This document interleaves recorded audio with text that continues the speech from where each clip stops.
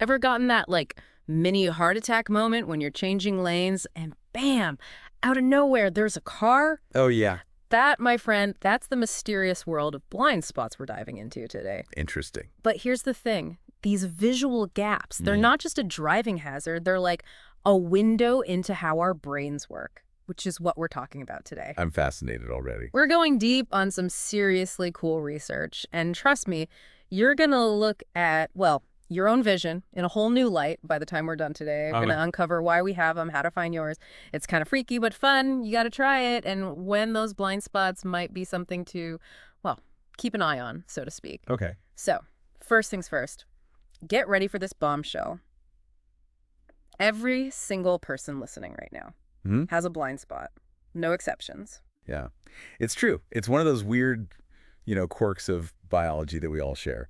At the back of your eye, right where the optic nerve, it makes its grand exit to carry all that visual information to the brain. Right. There's this tiny little area called the optic disc. The optic disc, got it. But how does this, like, little disc thing create a blind spot? Okay, so imagine this. The optic disc, it's like the exit point for all the visual data from your eye. Okay. Like information highway going straight to your brain. But here's the thing. This highway needs space, right? And in that tiny 1.5 millimeter area where it passes through, there's simply no room for photoreceptor cells.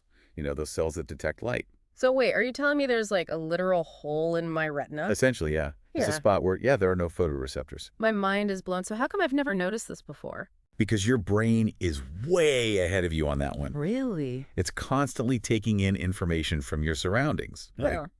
Including what your other eye sees. And it basically does this amazing magic trick where it just fills in that missing visual information. Wow. Seamlessly. You don't even realize there's a gap. That is seriously wild. It's like our brains have a built-in Photoshop. It's just cleaning things up without us even asking. Okay, now I gotta know. How do I find the secret blind spot everyone's talking about? So the article we're checking out today, it actually mentions like this little DIY experiment you can do. Oh, cool. Yeah, to like reveal your own blind spot. Wow. Apparently, all you need is a pen and a piece of paper. Okay. Have you ever tried this? Oh, yeah, absolutely. I've definitely done it. It's a classic. It's like it's a bit of a brain twister. Our listeners should totally try it with us. Yeah, let's do it. All right, so grab a pen and paper, draw a plus sign on one side and a dot on the other. Close one eye, focus on that plus sign, and slowly move the paper closer and closer and closer, and poof. Oh, wow. At some point, that dot, it just vanishes. That's wild. It's seriously like a magic trick. Where'd it go? It really is. Well, what's happening is that image of the dot, it's falling directly onto your blind spot. No. So it literally disappears from, like, your vision. But here's the cool part. You don't just see a blank space. Right. Your brain fills it in So weird. with the surrounding pattern. That is so cool. It makes it seem like there's no gap at all. Okay, so that's seriously cool. But this whole blind spot thing, it gets me thinking, like, what happens when those blind spots, they aren't so normal? That's a great question. Yeah. And it brings us to, well, a slightly different phenomenon. They're called scotomas. Scotomas. Yeah. Okay. And unlike our natural blind spots, these guys are not something everyone experiences. Oh. They're extra, basically. Yeah. Additional, Blind spots. yeah, additional blind spots that can show up because of a lot of reasons. Okay. Some are totally harmless and they're temporary. Like, if you stare at a bright light for too long, Yeah. you might get those visual disturbances. Right. But some of them, they can actually be a sign of something more serious going on. Yeah, the source mentioned a few, like, potential culprits, and some of them are pretty wild. Yeah, like what? Stress, migraines.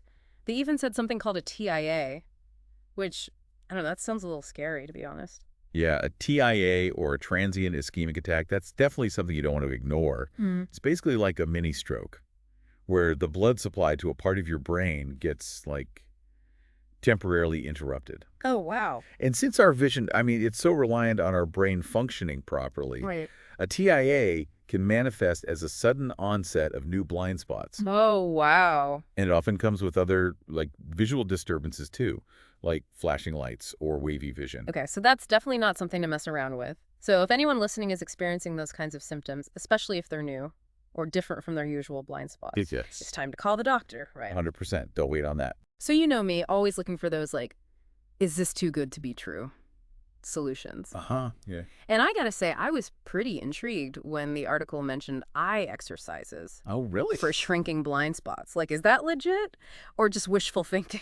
Well, it's not totally outside the realm of possibility.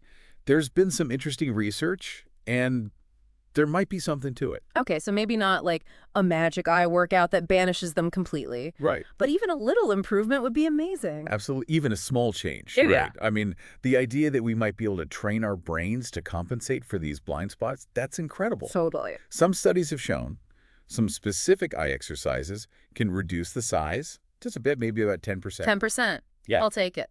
Every little bit helps, right? But realistically, most of us probably wouldn't even notice a change that small. Probably not, no. So what about like for people who have more significant vision challenges, where those blind spots, the scotomas we talked about, are a bigger deal, what can they do? That's where assistive technology comes in. Yeah. These days, it's amazing there are so many tools to help people with vision impairments, Yeah. so they can navigate the world easier and more independently. Yeah. Larger text on screens, screen readers, even devices that can read entire pages out loud. It's really incredible how far things have come. It really is. It's easy to get caught up in like the sciencey side of blind spots, All right. but it's also about how they affect people's lives every day Absolutely. and what we can do to like support that. Exactly. So as we kind of wrap up our deep dive into the hidden world of blind spots, what are some key things our listeners should remember? I'd say the biggest takeaway, everyone has a natural blind spot in each eye. That's it. It's normal. It's just how our eyes are wired. But got to be aware of any unusual ones, any visual disturbances, those scotomas, because those can sometimes be a sign of something else that needs attention. Totally. Don't mess around with your vision. If something seems off, go get it checked out. And on that note, I want to leave our listeners with this. If our brains are constantly filling in missing information, creating this seamless experience, even with blind spots, what does that tell us about how we perceive reality in general? Are we always seeing the full picture, or is our brain constantly editing and interpreting? It's definitely something to think about. Thanks for joining us on this eye-opening adventure, everyone. Until next time, stay curious.